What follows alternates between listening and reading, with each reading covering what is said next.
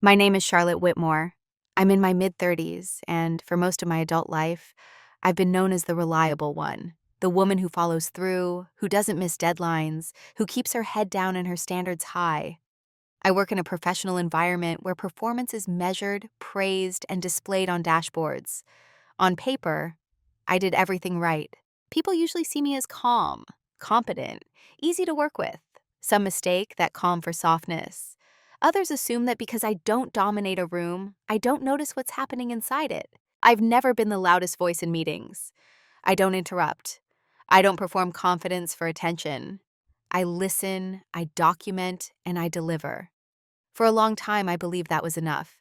That if your work was strong enough, it would protect you.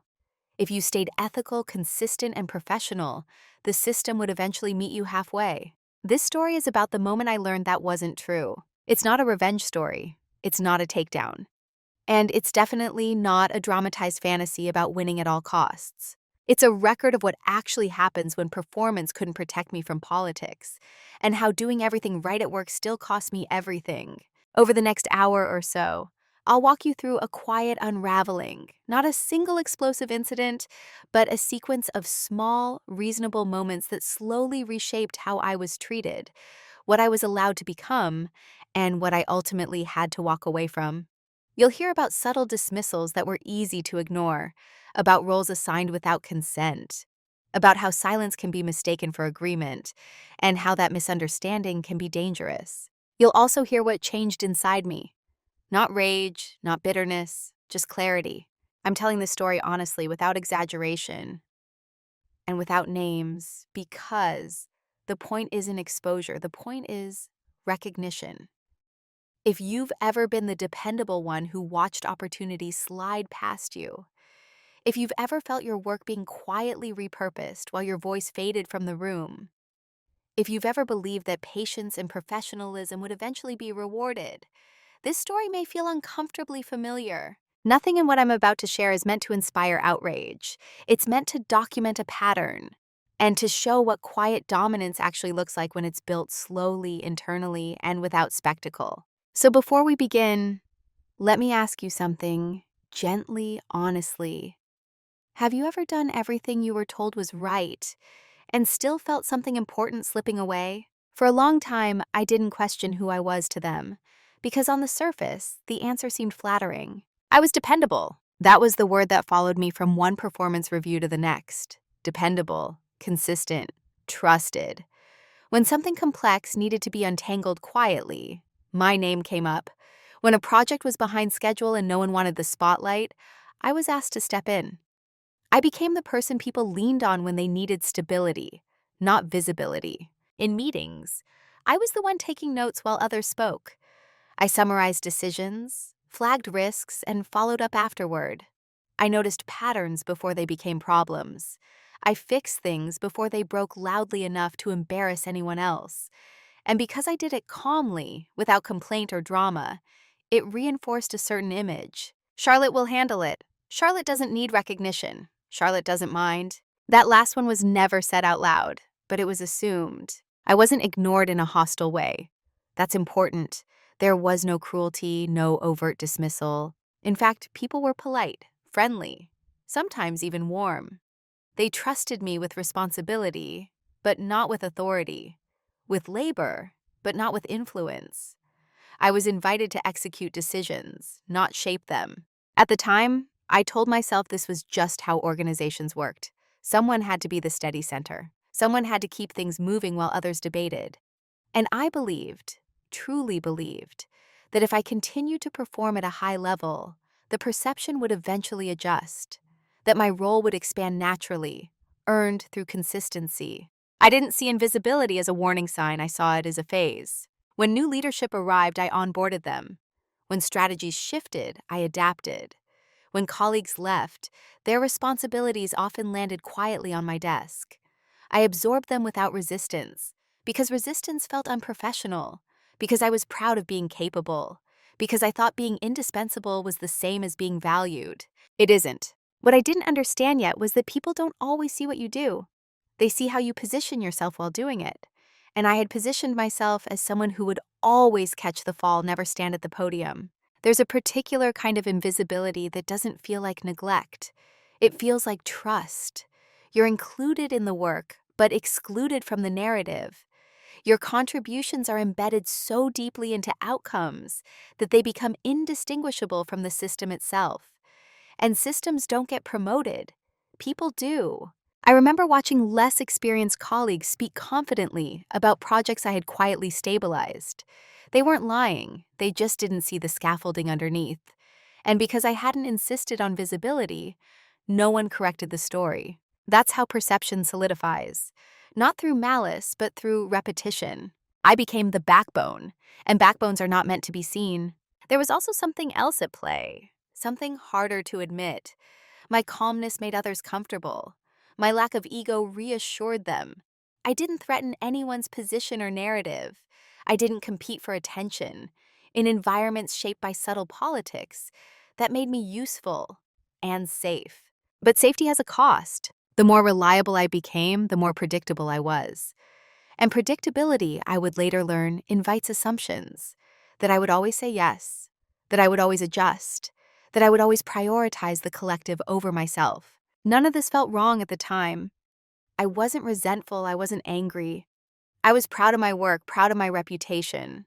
Proud that when something mattered, I was trusted with it. What I didn't realize was that trust without visibility is a ceiling disguised as stability. To them, I was steady. To me, I was still becoming. Those two things were drifting apart, and I didn't notice the gap yet. Not until something small happened. Something easy to dismiss, something no one else remembered. But I did. The first moment didn't arrive with tension.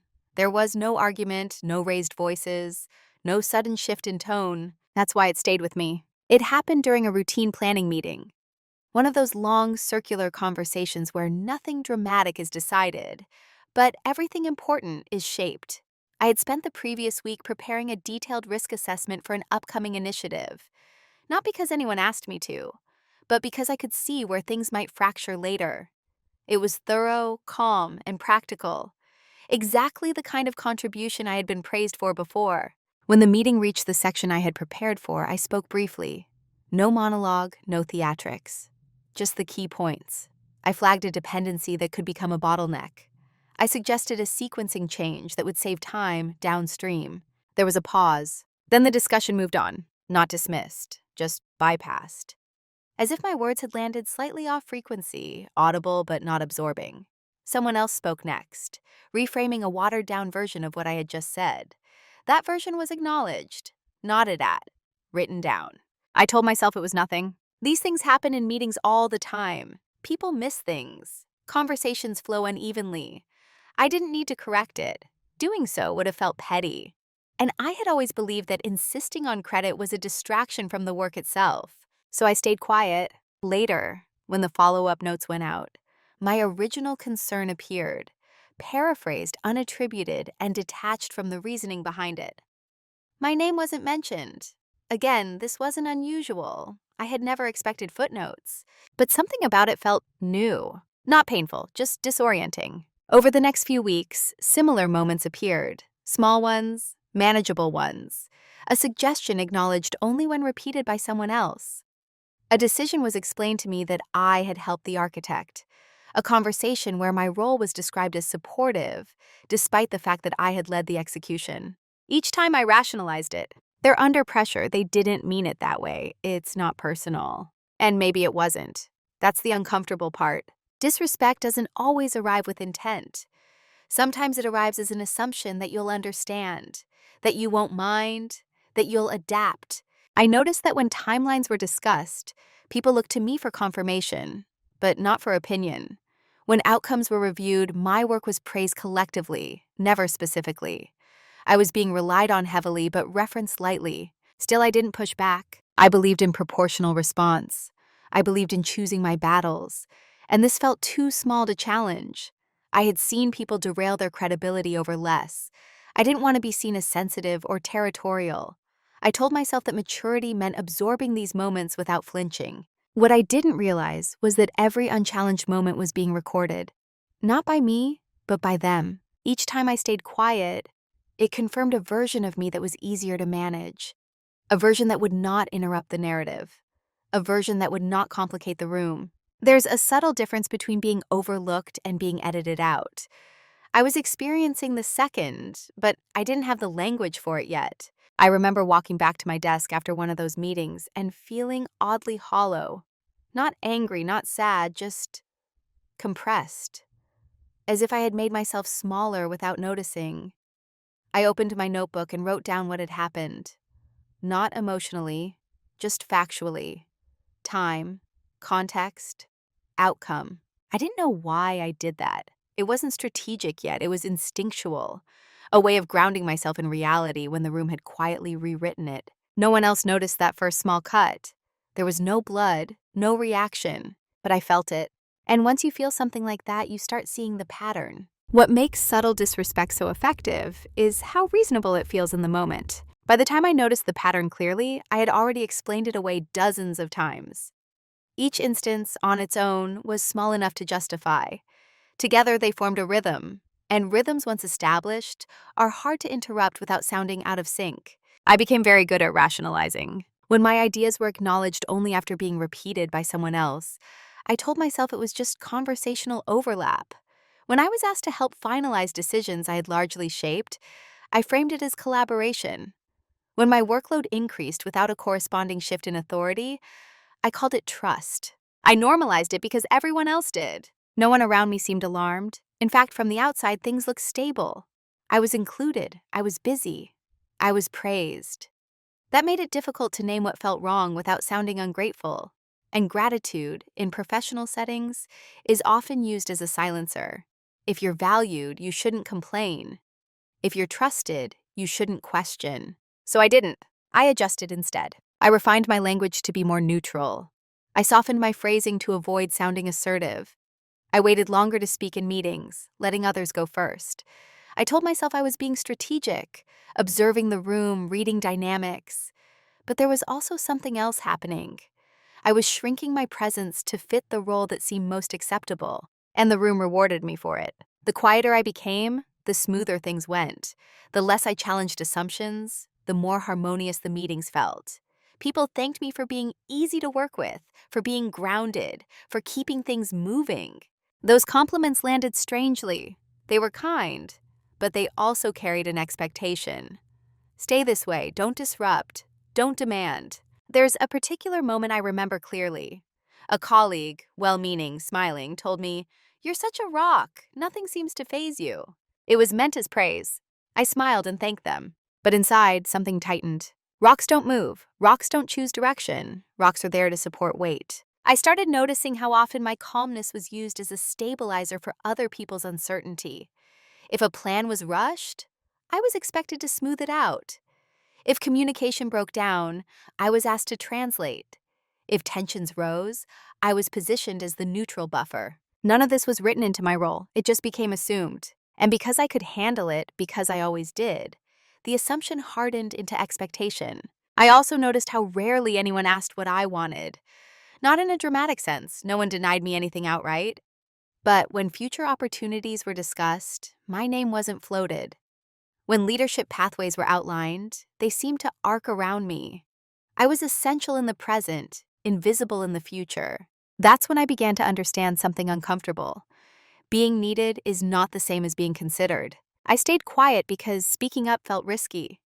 Not career-ending risky, but reputation risky. I had seen how women who pushed back were labeled difficult, how calm competence could be reinterpreted as stubbornness the moment it asked for more. I didn't want to undo years of trust by appearing suddenly dissatisfied, so I told myself to wait. Wait until the timing is better. Wait until the next review cycle. Wait until someone notices on their own. Waiting felt professional. It felt patient. It felt safe. But patience, when unreciprocated, becomes permission. The disrespect didn't escalate dramatically. It didn't need to. It became normalized, embedded, invisible enough that questioning it would require explaining the entire history, and explaining always puts the burden on the person who was quiet the longest. I kept documenting, not out of anger, but out of clarity. I wrote down moments, patterns, language shifts, not to use them against anyone, just to remind myself that what I was feeling wasn't imagined. Because when something becomes normal, the hardest part is trusting your own perception. And deep down, I was starting to sense that the role I was playing wasn't one I had chosen. It was one I had accepted piece by staying silent. It didn't happen all at once. Roles like mine rarely do. They form gradually through repetition and relief. Someone realizes you can handle something. Then they realize you won't resist. Then they stop asking. By the time I understood the role I had been assigned, I was already performing it fluently. I was the fixer, the translator, the one who made incomplete ideas executable. I absorbed ambiguity and returned structure. I caught mistakes before they reached leadership.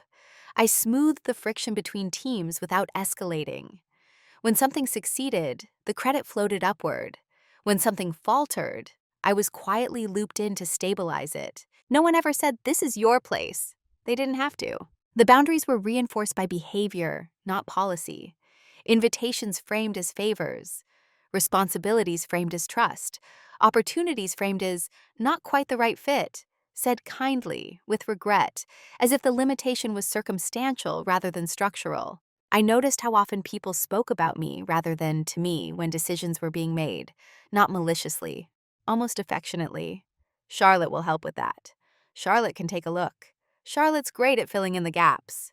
Gaps, that word came up a lot. I was there to fill them, not to define where they existed. The clearest realization came during a conversation about a new initiative, one that aligned perfectly with my experience.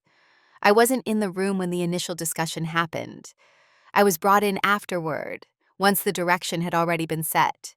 The ask was framed as collaboration, but the expectation was execution. When I asked a question, calmly, neutrally, about a strategic assumption, the room went quiet. Not defensive, just surprised, as if I had stepped slightly outside my lane. Someone responded with, "We've already aligned on that." Aligned, without me. That's when it clicked. Alignment wasn't about consensus. It was about who was expected to shape the narrative and who was expected to support it. I wasn't being excluded because I lacked insight. I was being excluded because my role was to make other people's insights land smoothly. And I had played it well. There's a strange grief that comes with realizing you've been competent in a role that limits you. Because you can't point to a single injustice. You can't accuse anyone of wrongdoing. You're left confronting the possibility that your own professionalism helped build the box you're standing in. I asked myself hard questions during that time. Had I been too accommodating, too patient, too willing to prioritize harmony over clarity? The answers weren't flattering, but they were honest. Still, I didn't confront anyone, not because I was afraid, but because I was finally paying attention. I started listening to how language was used around me. Who was invited early? Who was asked for opinion versus approval? Who was described as strategic and who was described as supportive? Those words weren't neutral. They carried weight, direction, and mine had settled. I was reliable. I was safe. I was not seen as a risk taker or a leader. Not because I couldn't be, but because I had never forced the system to reconcile that version of me with the one it had grown comfortable with. The most unsettling part wasn't the role itself. It was how naturally everyone, including me, had accepted it. No resistance, no friction, just a quiet agreement formed through habit. Once I saw it, I couldn't unsee it. Every request fit the pattern. Every exclusion made sense. The system wasn't broken. It was functioning exactly as designed, based on the signals it had received, and I had sent them. That realization didn't make me angry. It made me still. Because when you understand the role you've been assigned, you face a choice. Perform it forever or change the script. At the time, I didn't know which I would choose. I only knew that something inside me had shifted.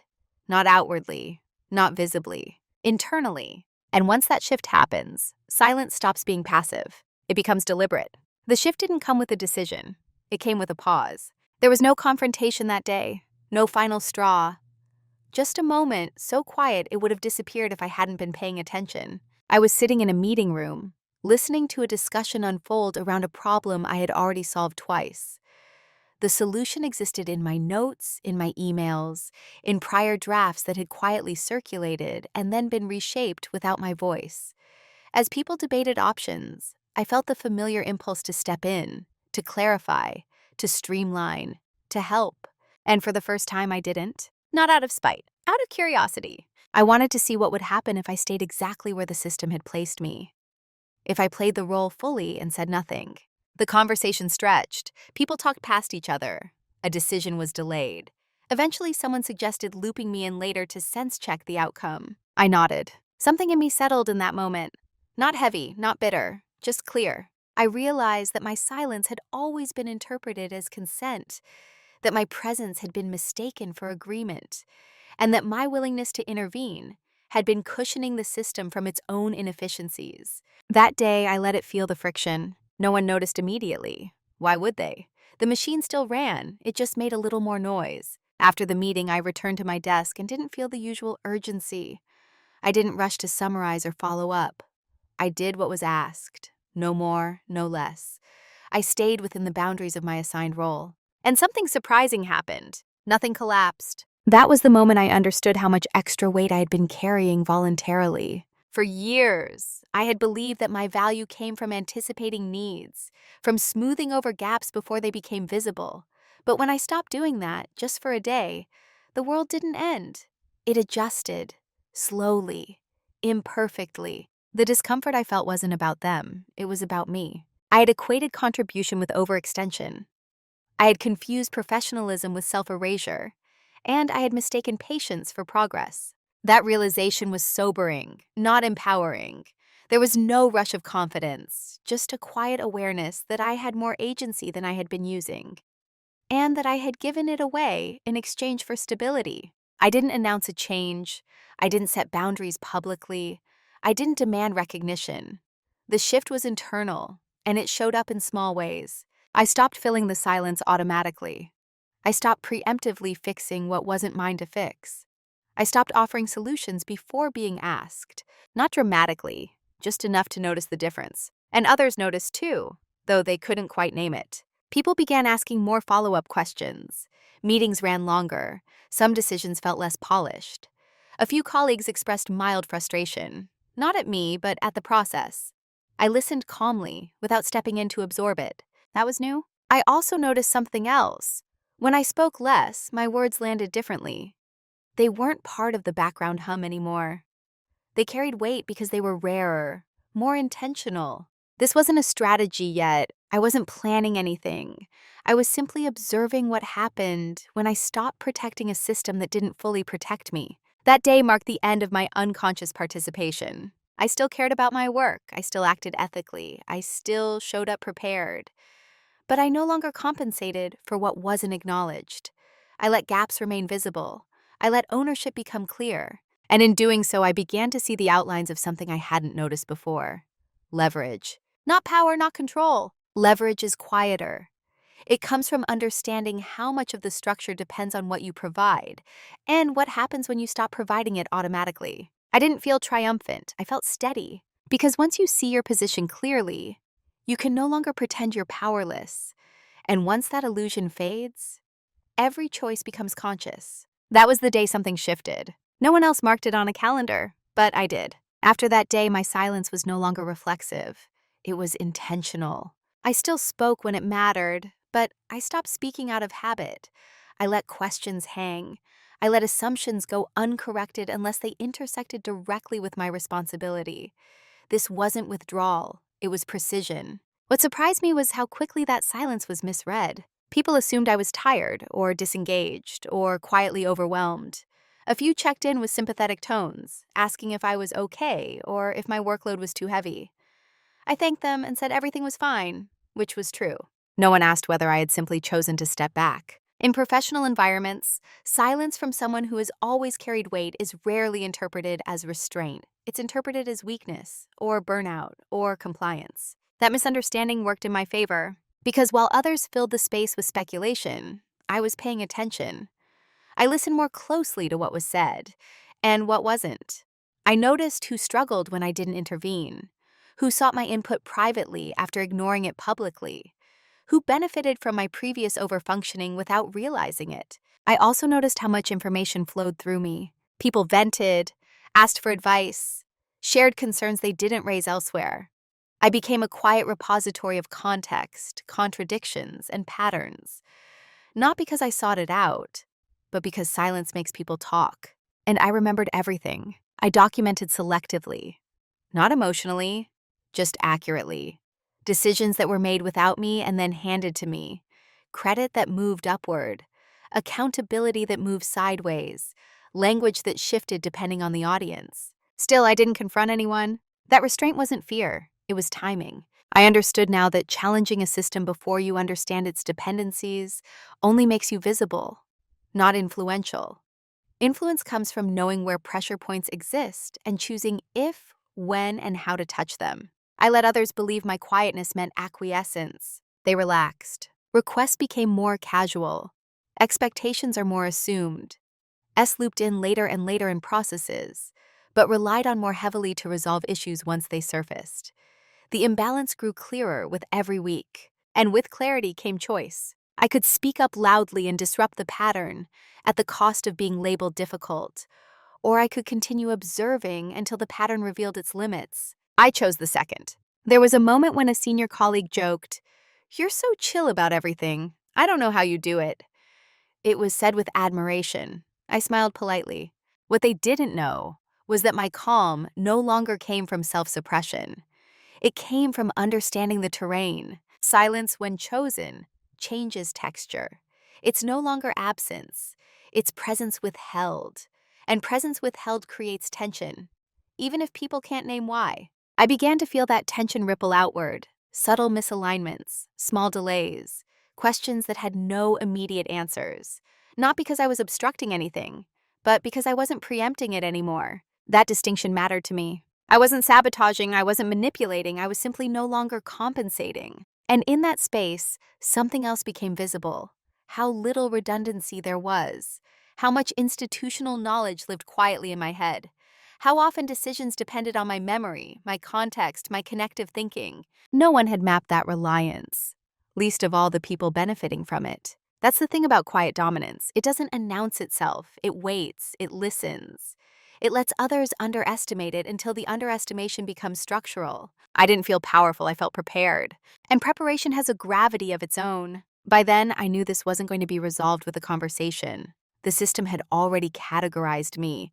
Reclassification would require friction, and friction would come at a cost. So I kept choosing silence, not forever, just long enough. Because once you understand how you're being misread, you can decide whether to correct the misunderstanding or use it. What they never noticed wasn't dramatic. There was no secret meeting, no hidden files, no late-night plotting. The preparation didn't look like preparation at all. It looked like the same calm competence I'd always shown, just finely directed inward. Because while my silence was being misinterpreted as passivity, I was quietly becoming very precise about what I knew. I started by mapping reality, not emotionally, but structurally. Who depended on which processes? Where decisions originated versus where they were executed, which outcomes relied on memory rather than documentation, which relationships were based on trust, and which were based on convenience. It became clear very quickly that much of the organization functioned on invisible labor, on people remembering why things were done a certain way, on context passed verbally, not formally, on continuity that lived in individuals rather than systems. And I was one of those individuals. I didn't hoard information. I didn't conceal it. But I also didn't volunteer it unless it was explicitly requested. That alone revealed how much had been taken for granted. I noticed how often I was asked, "Do you remember why we decided?" Or, "Can you remind me how this works?" Or, "You were around when this started, right?" Each question was a data point. I began to answer carefully, fully, accurately, but without adding the extra connective tissue I used to provide automatically. I let people feel the limits of their own understanding instead of cushioning it. At the same time, I invested in myself quietly. I updated my documentation, not for the company, but for me. Timelines, dependencies, decision rationales, not in a way that violated trust or policy, but in a way that clarified ownership. I learned which processes were formally recognized, and which existed only because someone like me made them work. I also started strengthening external signals. I reconnected with contacts I hadn't spoken to in years, former colleagues, mentors, not to complain, but to listen, to understand how similar patterns played out elsewhere, to recalibrate what was normal and what wasn't. Those conversations were grounding. They confirmed something I had suspected but avoided naming. My situation wasn't unique, but it was unsustainable. Internally, nothing about my performance changed. If anything, it improved because I was no longer overextended. I delivered exactly what was required. On time, with quality, no heroics. Externally, the perception remained the same, calm, dependable, non-threatening. That was the part they never noticed. People assume preparation looks restless, strategic, obvious. They look for signs of ambition, louder voices, sharper elbows, visible moves. They didn't see mine because it didn't disrupt the room. It respected it. I also paid attention to language, especially how accountability was framed. Who was owning outcomes versus supporting them? Who spoke in terms of vision versus execution? Those distinctions weren't accidental. They were reinforced constantly, subtly, until they became fact. And I noticed where my name stopped appearing. Not on failure, but on future-facing conversations, planning sessions, early-stage ideation. Those rooms shaped direction long before execution ever began, and I wasn't in them. That absence told me more than any feedback ever had. So I prepared for multiple futures. One where I stayed and tried to renegotiate my role. One where I stayed and accepted the ceiling. And one where I left. I haven't decided yet, but I gathered what I would need for each option. Skills validation, market clarity, financial runway. Not impulsively, methodically. Still, no one suspected anything. Why would they? I wasn't unhappy. I wasn't confrontational. I wasn't withdrawing. I was doing exactly what I had always done, just without the invisible excess. There's a dangerous assumption people make about quiet professionals, that loyalty and inertia are the same thing. That's because someone doesn't complain, they won't leave. That is because someone is stable, they are static. I let them believe that, because the truth was I wasn't preparing to punish anyone. I was preparing to protect myself. And that distinction mattered. Preparation isn't aggression. It's respect for your time, your capacity, your future. By the time I realized how much leverage I had accumulated, not intentionally, but structurally, I also understood something else. Leverage doesn't need to be used loudly. Sometimes it only needs to be acknowledged. And that acknowledgement was coming sooner than they expected. The reveal didn't happen in a meeting. There was no email, no sudden realization sparked by someone else's mistake. It happened alone. Late one evening, I was reviewing my own notes. Not because anything was wrong, but because I wanted to understand the shape of what I had been carrying. I laid out timelines, responsibilities, and dependencies. I followed threads from decision to execution to outcome. I wasn't looking for leverage. I was looking for the truth. And the truth was quieter and heavier than I expected. Large portions of what the organization relied on weren't embedded in systems. They weren't fully documented. They weren't owned by roles or teams. They lived in continuity, in memory, in judgment calls made years ago and never revisited because they worked. They lived in me, not in a dramatic, irreplaceable way, but in a way that would be deeply inconvenient to reconstruct. I wasn't the only one who knew things, but I was the only one who knew how they fit together. That distinction matters. I could see how decisions had been made quickly in the past because someone, often me, was present to connect dots in real time. How risks were mitigated informally. How relationships between teams were managed through trust rather than escalation. None of it was wrong, but none of it was visible. And visibility is what organizations plan around. The private reveal wasn't ego-driven. It didn't make me feel powerful. It made me feel exposed. Because I realized how much I had been carrying without protection, without formal authority, without recognition, without redundancy. If something had gone wrong, accountability would not have been abstract.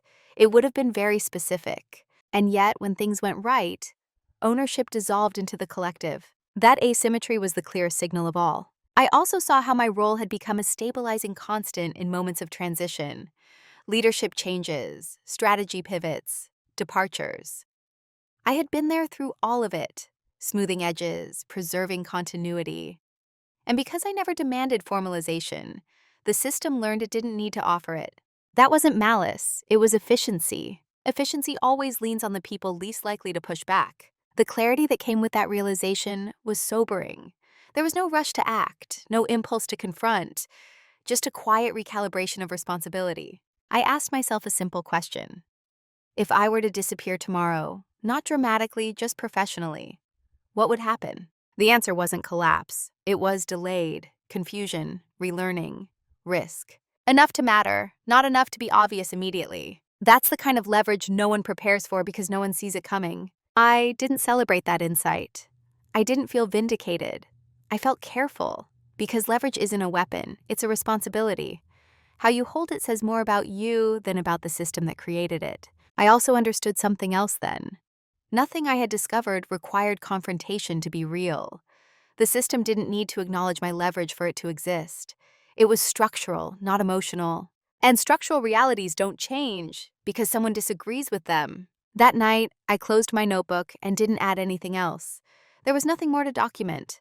I had what I needed, not in writing but in understanding. I slept well. The next day, I went to work as usual. Same demeanor, same delivery, same reliability. No signals, no shifts that would raise suspicion. Because this wasn't the moment to act. It was the moment to decide who I wanted to be when I did. I could leverage this knowledge to force recognition.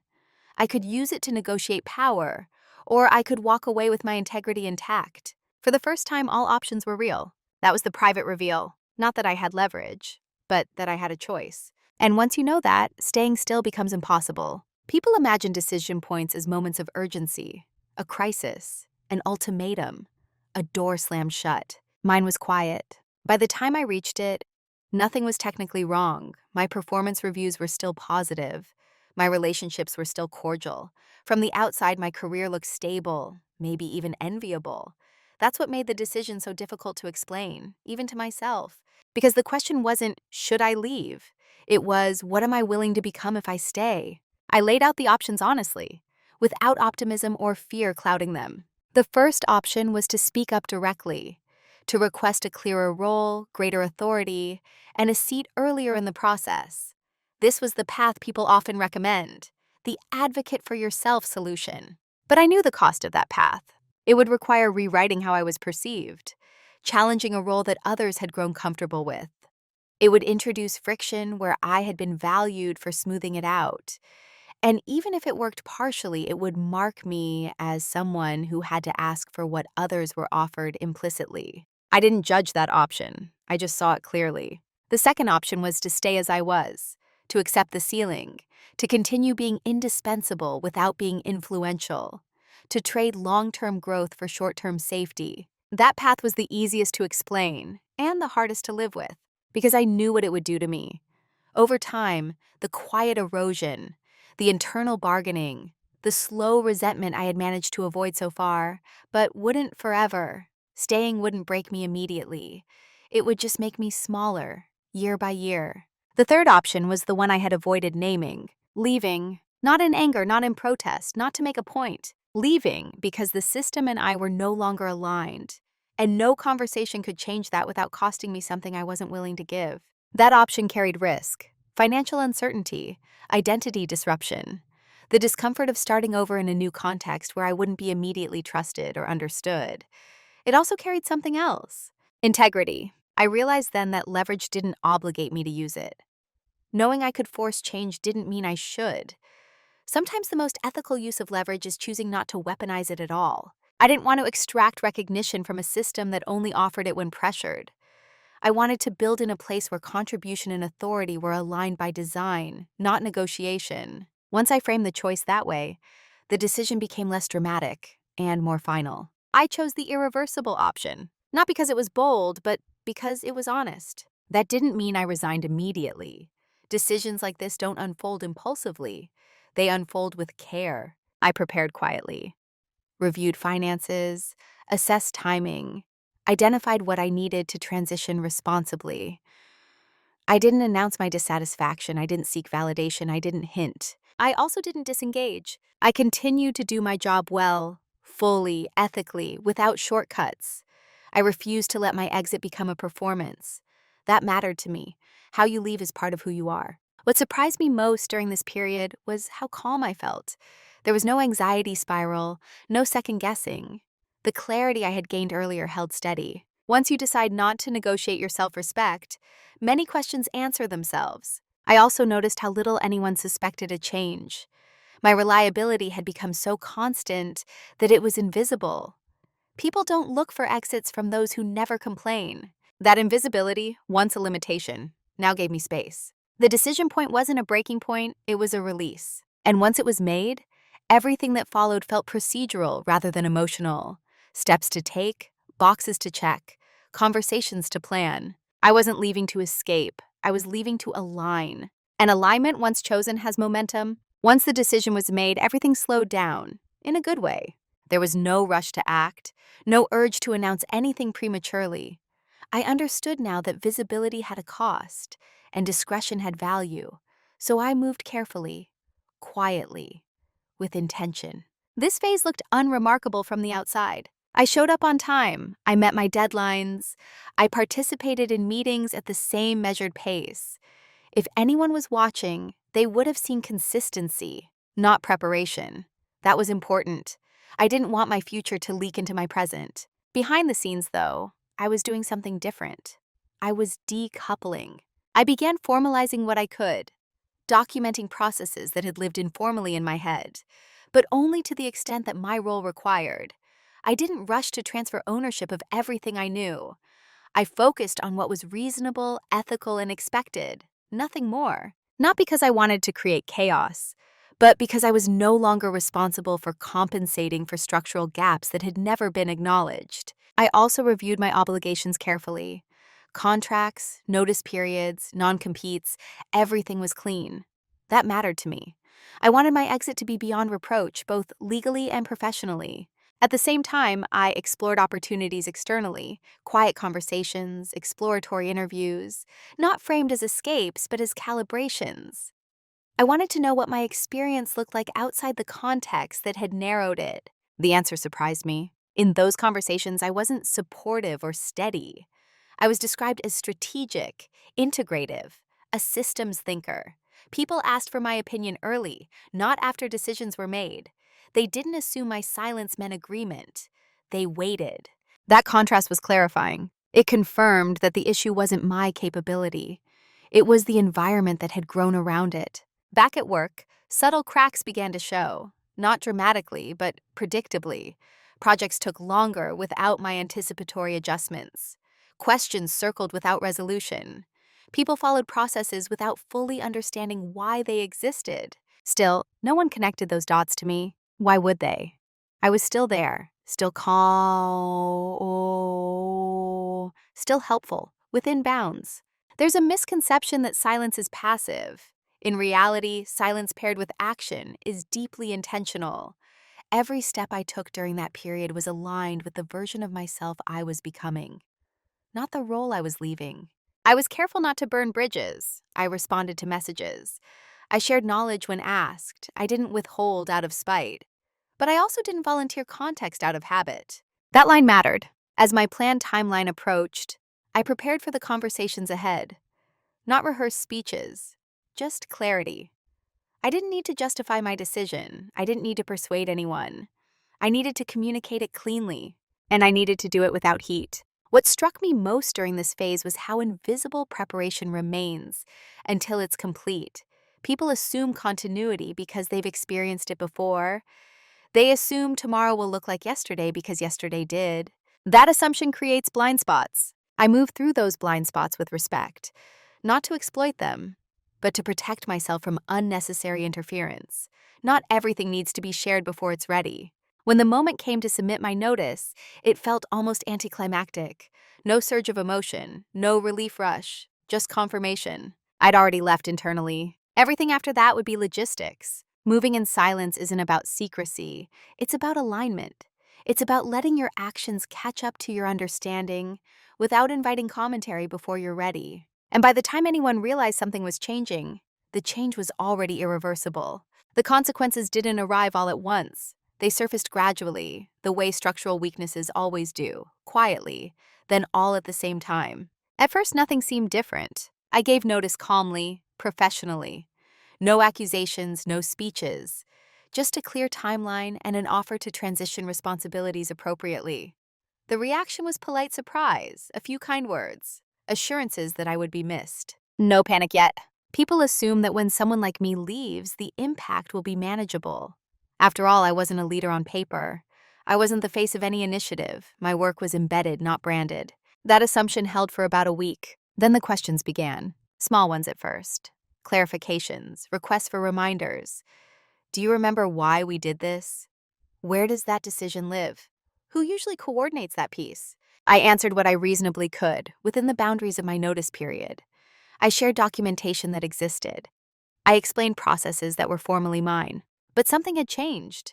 The expectation that I would anticipate was gone. And without anticipation, things slowed. Meetings became longer, decisions stalled. People disagreed. Not because the issues were new, but because the connective logic that had previously smoothed them over was no longer present. Threads that had once been woven quietly now lay loose. I watched this unfold with a strange detachment. Not satisfied, not regret, just observation. This was what the system looked like without my invisible labor. What struck me was how impersonal the confusion was. No one said, "We should have listened to Charlotte." No one framed the issue as a loss of insight. Instead, they spoke in terms of process gaps, resource constraints, misalignment. That's how organizations protect themselves from self-reflection. A few colleagues reached out privately, not accusing, just unsettled, asking if I could quickly take a look at something after my departure. I declined politely, not because I didn't care, but because I no longer belonged to the structure that assumed my availability. That boundary was new for them. It was necessary for me. As my final day approached, the tone shifted slightly. Not to panic, but to urgency. Leadership asked more questions. Transition plans were revisited. Suddenly, my knowledge was being itemized. It was too late for that. Not because I withheld, but because knowledge that lives informally can't be transferred under pressure. Context doesn't compress well. It requires time, attention, and acknowledgement. 3 things the system no longer had. I noticed a subtle change in how people spoke to me. More attentively, more carefully. As if something they had taken for granted was now visible and fragile. Still, no one asked the obvious question. Why hadn't this been formalized sooner? That question would have required acknowledging how much had rested on quiet competence, without corresponding authority.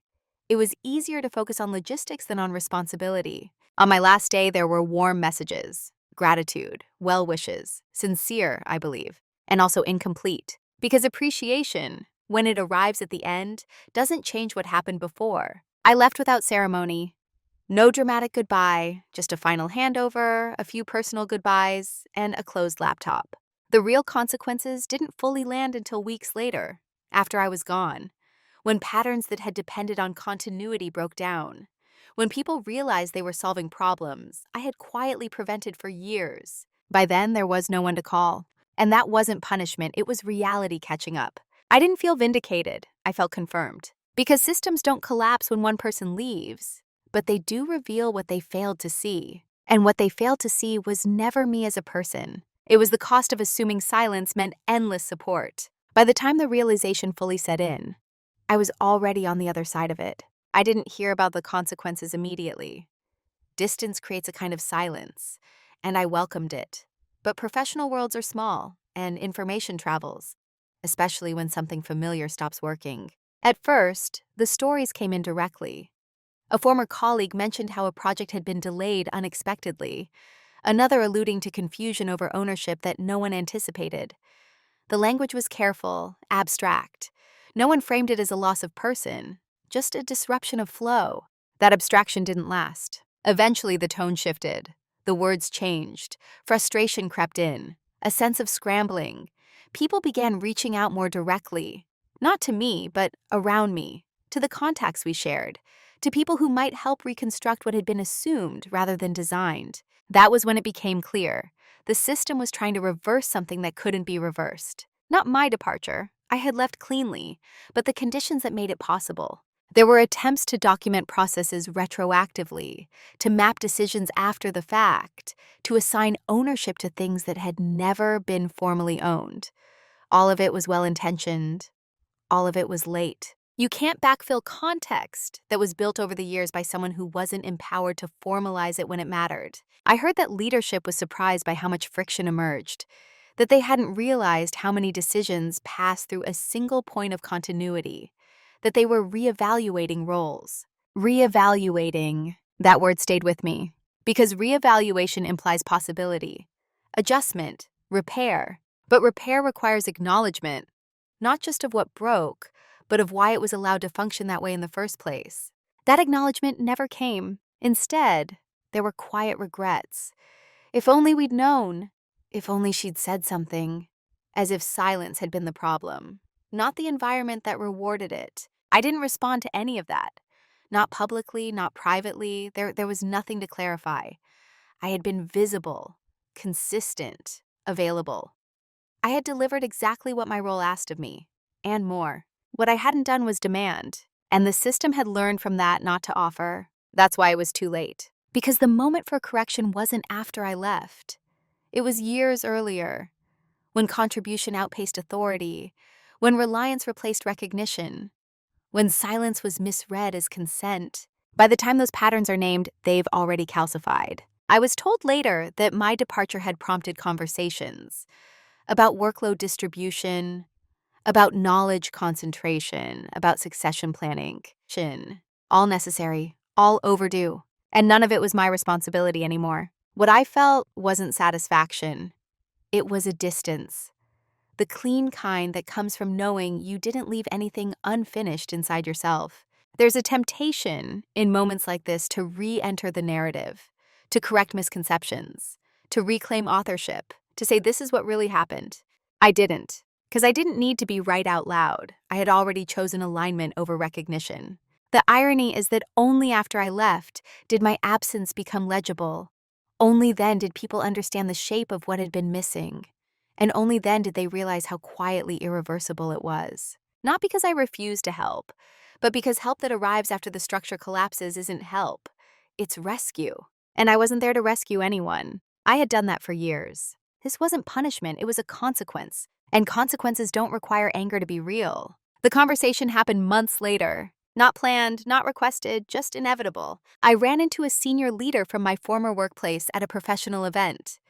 We exchanged polite greetings, the kind shaped by familiarity and distance.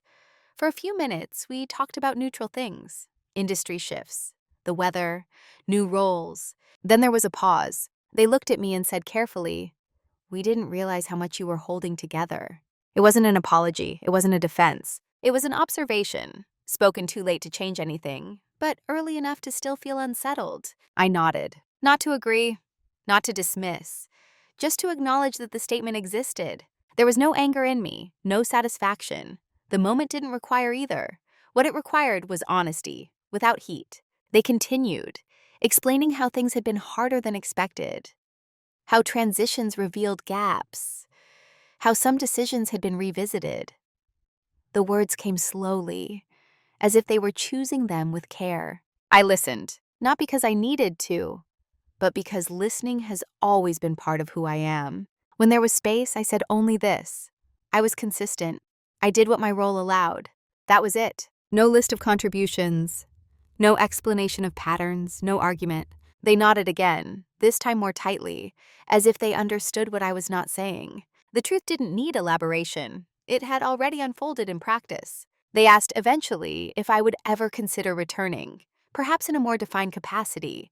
The question wasn't manipulative, it was tentative, almost hopeful. I answered calmly, "I'm in the right place now." That answer wasn't dismissive, it was factual. The conversation ended shortly after, cordial, professional, unresolved, and that was enough. I didn't walk away feeling triumphant. I felt settled. Confrontation doesn't always mean conflict. Sometimes it's simply the moment when two understandings coexist without needing to merge. I didn't need validation. I didn't need acknowledgement on record. I had already reclaimed authorship of my story. What struck me afterward was how anticlimactic the moment was. For so long, I had imagined that clarity would arrive through explanation, that if I could just articulate the pattern, things would make sense. But sense doesn't require agreement. The system had functioned as designed. I had outgrown the design. That was the only truth that mattered. There's a quiet dignity in refusing to perform your own justification, in letting outcomes speak, in choosing not to educate people who are finally curious only because the cost has surfaced. That dignity isn't loud, it doesn't correct anyone, it simply moves on. I left that event with no desire to revisit the past, no lingering need to be understood. The conversation had confirmed what I already knew. The recognition I might have received would always arrive after the work was done. Too late to build a future on. And that was fine, because I wasn't looking backward anymore. Who I am now is quieter than who I was trying to become back then, and more solid. I no longer define myself by how much I can carry without complaint. That used to feel like strength. It isn't. Strength is knowing what belongs to you and what never should have. In my current role, things are clearer. Expectations are explicit. Authority matches responsibility. When I speak, people listen, not because I'm louder, but because my voice is expected to be part of the process. I'm invited early, not as a courtesy, but as a necessity. That difference still startles me sometimes, not because I doubt myself, but because I didn't realize how much energy I had spent adapting to an environment that required constant translation, constant restraint, constant calibration. Here, I don't have to soften my insight to make it palatable. I don't have to earn my place through invisibility. I contribute fully, and I'm seen fully. The alignment is quiet, but profound. What's changed most, though, isn't my title or my workload.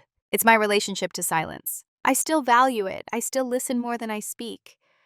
But now when I'm quiet, it's because I'm choosing to be, not because I'm bracing for dismissal or trying not to disrupt. Silence is no longer my default. It's one of my tools. I've also become more precise about boundaries. Not rigid, just clear. I don't absorb ambiguity that isn't mine to resolve. I don't volunteer labor to earn belonging. I don't wait to be recognized before trusting my own assessment. Those habits didn't come from bitterness. They came from understanding. I understand now that systems don't change out of gratitude. They change when incentives shift, or when people leave. And neither outcome requires you to sacrifice yourself in the meantime. There's no resentment when I think about my former workplace, only perspective.